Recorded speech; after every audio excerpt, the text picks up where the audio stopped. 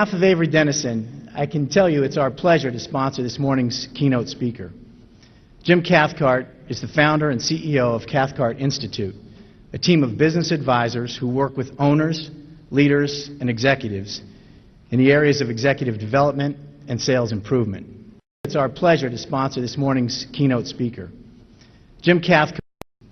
Jim is also co-founder of MentorU.com, a developer of private online learning centers.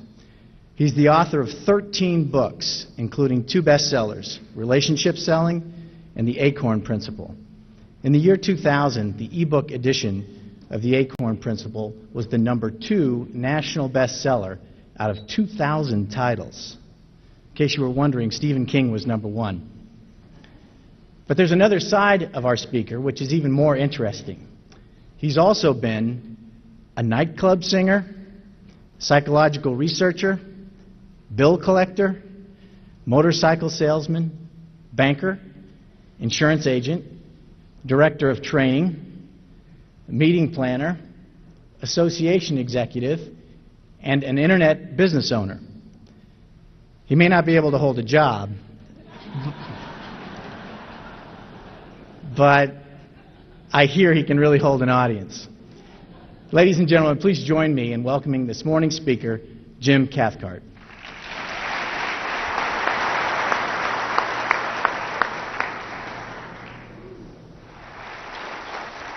Good morning. What I'd like to talk with you about is relationship selling, but not just the concept of relationship selling, because that's pretty much what you do. That's the way you operate. That's the kind of people you are. Relationship selling for a new era. I wrote the book Relationship Selling back in 1986. And when I wrote it, it was considered kind of controversial. You know, people would say, well, wait a minute, Cathcart. Relationship selling? That's an oxymoron. Choose. Which word do you want, the relationship or the sale? Well, let me ask you. Which is more important, the relationship or the sale? How many would say the relationship? Okay, that's 2,705. All right?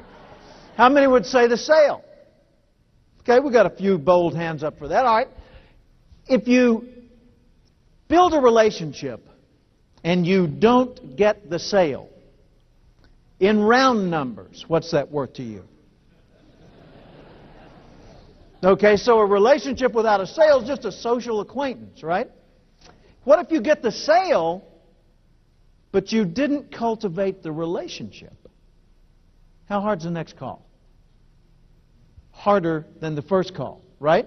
Because people expect today that you're going to be the kind of a person, the kind of a professional who they can relate to, who they can turn to you if they have a need. If something goes wrong, they've got something other than data or contracts to depend on. They've got a person they can connect with, right?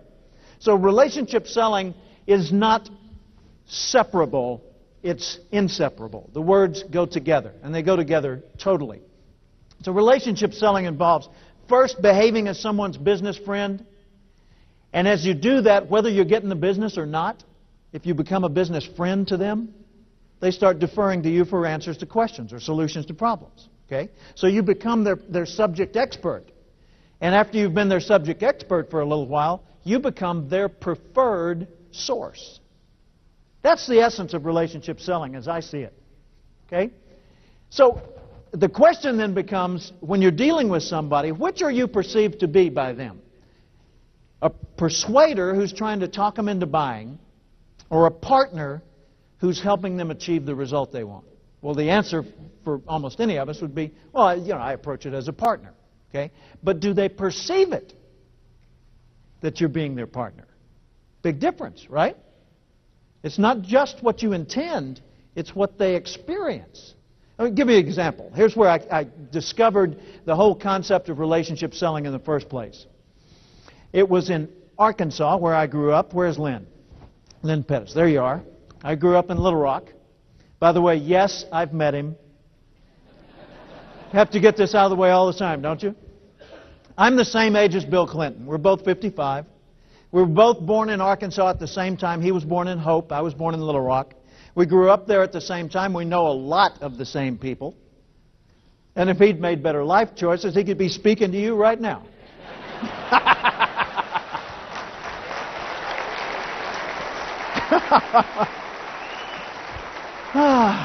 But I got the better job. Yes. But I grew up in Arkansas, and back in 1968, I was working for GMAC. I was a field representative. Translation, bill collector. Now, 1968, I was 22 years old. Look at this face. This is 55. Can you picture me at 22? 22, I looked about 4. I always had the rosy cheeks, you know, didn't have gray hair back then. I was kind of a baby face. And what I was doing for a living was repossessing log trucks in the hills of northern Arkansas, up around Mountain View. On a typical day, I'd drive down some deserted logging road. I'd get back in the woods. I'd find this big truck I'd been looking for. I'd park my company car, and I'd kind of swagger over the truck. I'd stand there, I'd look up at the cab, and this big hair-covered creature would come down out of it. I'd look him square in the chin, and I'd say, "I'm here to get your truck." And he'd say to me, "Boy, I don't know if you've noticed from down there, but we're alone in these woods." I'd say, "Yes, sir," and I'd go back to the company car. And they'd say, "Look, just go away and leave me alone." I'd say, "Hey, no worries, Mac, I'm out of here."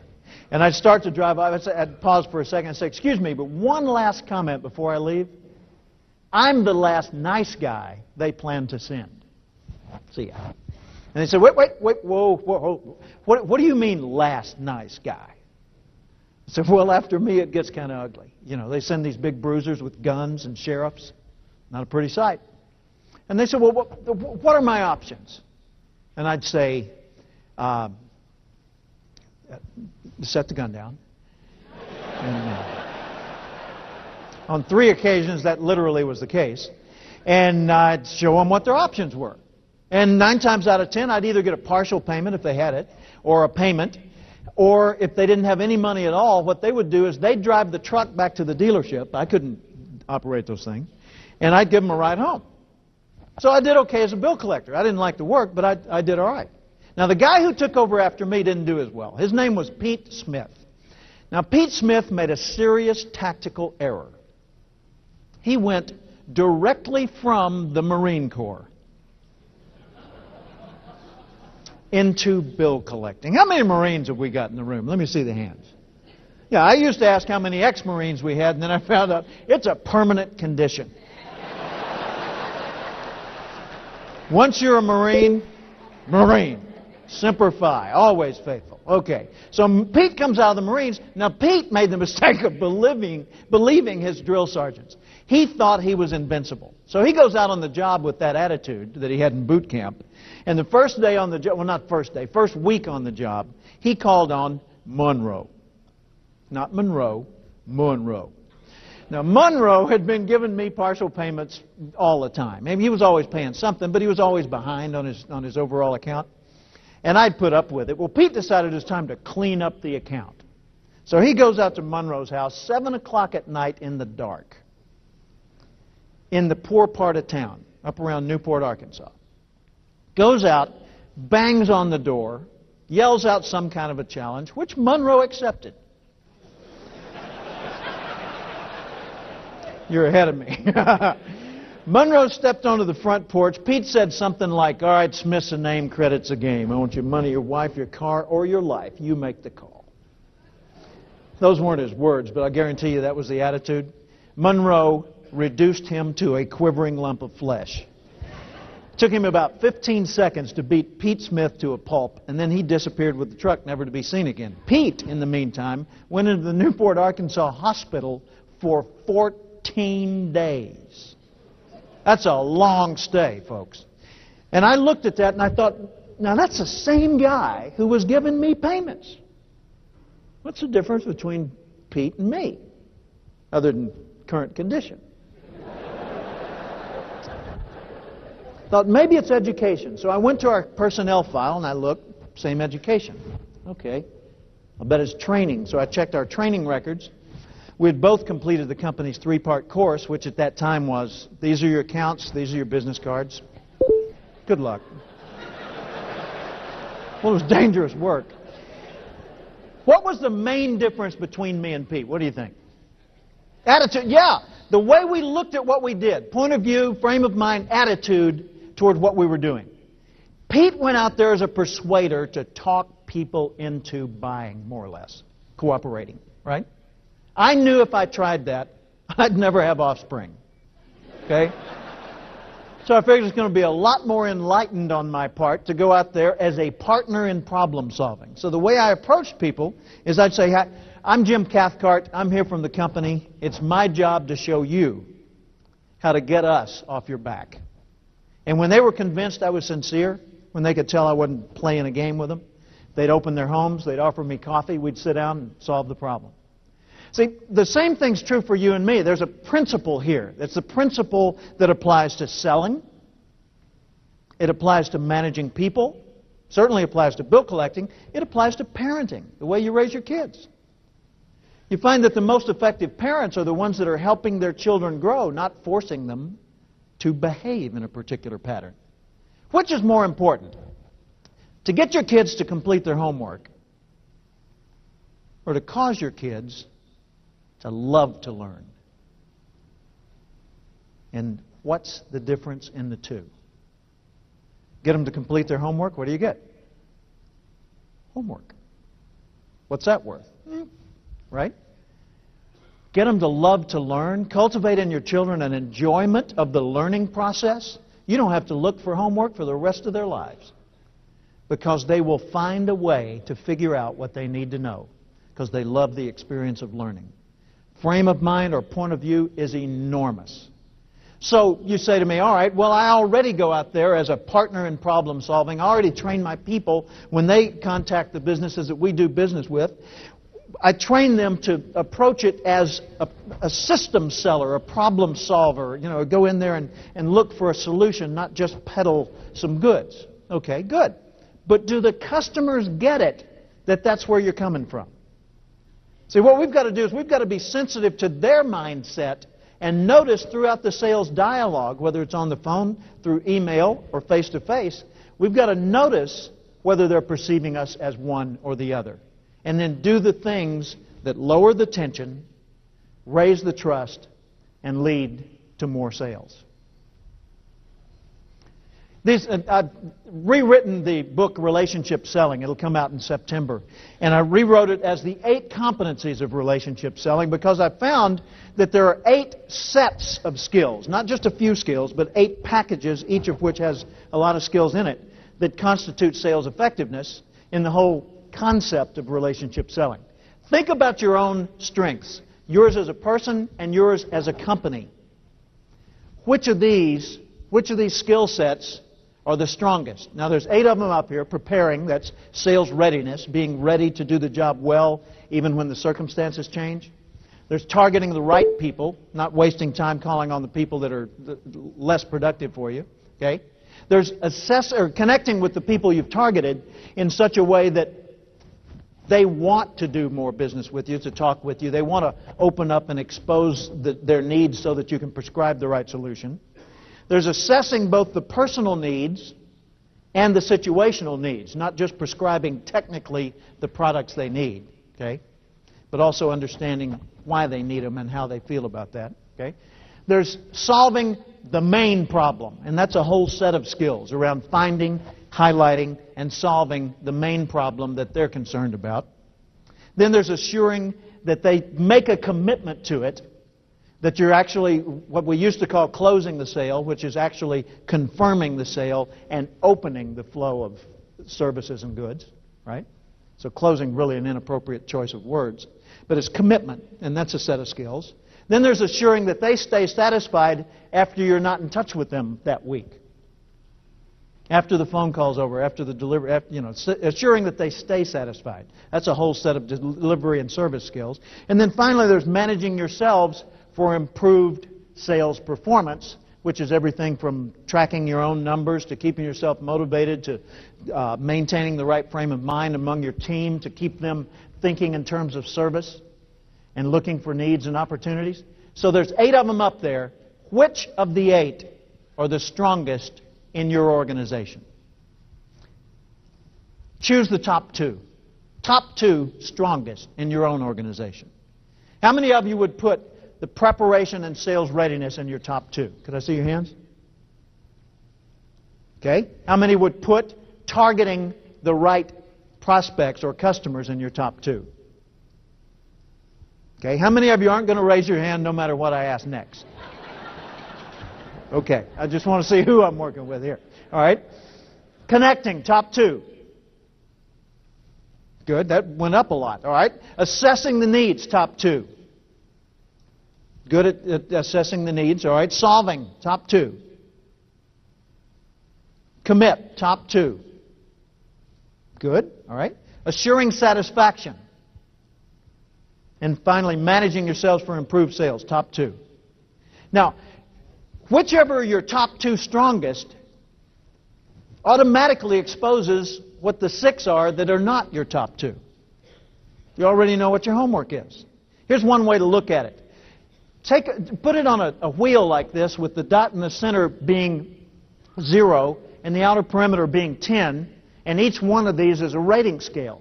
And sometime when you've got a few free moments to think about this, or maybe while you're here, do this little assessment gram, I don't know what you'd call the thing, evaluation wheel, and just put a little dot on each line between 0 and 10 as to where you feel you currently are as an organization in the strength in that particular sales competency. And then connect the dots within the circle and see what kind of shape you come up with. And I'll bet you it's not a circle. What do you bet? What that tells you is which areas need a little more emphasis, more attention, which areas need some more training, which areas need some more resources maybe to compensate for an ongoing shortage in that area. So I hope it's a helpful tool, something you can use. And watch the bookstores in the fall for the 8 competencies of relationships. No, don't watch the bookstores. Buy the book. Boxes of them. Give them to everybody. Okay.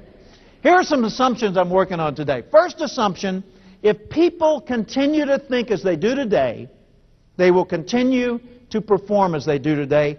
Could I get an amen to that one? Thank you. If we don't change people's thinking, we will not change their performance. Okay. Second assumption. When people are not held accountable, performance lapses are commonplace. Accountability is what drives society. It's what makes an organization or a family or a community work. Without accountability, somebody's pulling the wagon while somebody else is kicking back and taking a free ride. Okay? So we've got to have accountability, but we've got to change people's thinking if we want to change their performance. Likewise, if people can't see tomorrow clearly, they assume tomorrow is going to be like today or like yesterday. So part of our job as leaders, part of our job as the people who go to the conferences, the people who soak up this new information, the people who convert the ideas from the main platforms and the breakout sessions into practical application dialogue in the hallways afterwards, we need to help other people see what's possible. We need to paint some pictures of what tomorrow can be. Because if it continues to look like it used to look, nobody's going to change their behavior. And if nobody changes their behavior, no, it doesn't stay the same. We fall behind. Agreed? Got to constantly grow and change. So what's coming? I don't know. I know some things, and you know some things. You know, we know that e-commerce is enormous, but it's minuscule compared to what it will soon be. We know that skills that we used to deny that we were going to need, you know, like email and things like that. Nah, I don't need to fool with that. I got people that do that. Remember those days? Yeah, we're talking way back in like, I don't know, 99. You know, we're finding that, of course, we've got to have new skills. Sure, technology's getting easier. Technology's getting more user-friendly. But at the same time, if we're not constantly learning and growing, we're quickly becoming obsolete. So as we come to the conferences like this, as we go online, we do research, we talk with our colleagues, and we find out what's coming, we need to ask ourselves further, what do we need to do to be ready for what's coming? Because if you're not ready for it when it gets here, guess what? It's not your opportunity. It's somebody else's. Ooh, a little disturbing thought, huh? So if you want to know more, start to notice more. And start noticing more in a lot of areas. Look outside your own field. I want to run through a little scenario with you here. This is a model where I just talk about how long it took various technologies, most of which you deal with on a day-to-day basis, how long it took these technologies to reach 30% market adoption, saturation point, beyond which it starts to just flash into everybody's world. Okay? For the telephone, it took 38 years for 30% of the market to adopt it. 38 years. The television took 17. Personal computers, 13 years. Scanning technology, over 10 years. Wireless phones, 10 years. Remember when it was so fun, so clever to call somebody from their front porch and tell them to answer the doorbell and then you rang it? Wow. Okay. We've come a long way. Hey, put it on mute, will you? Okay. We've come a long way. The Internet took 7 years. Now, has anybody picked up a trend yet? What's next? I don't know. How long is it going to take to be adopted? Less than... Exactly. See, what happens is society advances based on two things, based on the solutions we produce and on the connections we sustain. So what we've got to do is we've got to focus on the servers and make sure that the CBLF servers are right. If we're going to have all this technology and it's all changing and evolving, if we don't take care of this part, we've got a serious problem. At this point, I usually entertain questions. Would there be any questions at this point?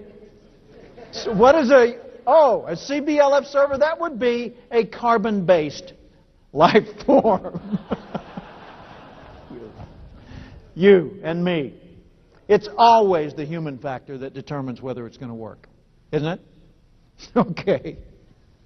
So what matters most in all this? Well, people matter, but so do things. Look at this. Systems, information, cost, of course. Values matter. Lots of things, relationships, leadership, sure. And you matter.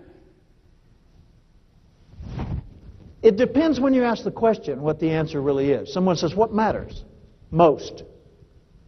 Well, if you're doing a cost analysis, cost matter most, right? If it's tax time, accuracy would be good, okay? There's not a thing up here that doesn't matter. It's just that they take their own turns being in number one position. So what matters most? All these things matter most, sometimes. But people, including you, that's what packages all of it. These are not in any particular priority order. They're just up there because that's the way they came out when I typed it in, right? So if all these things matter, then we've got to make sure that we don't neglect any of these. I said a while ago that society advances based on the solutions that we produce, the kind of products and services, and the connections we sustain. So what we've got to have is pH balance. pH, profits high. pH, people happy. Does that work for you? Okay. Now, if you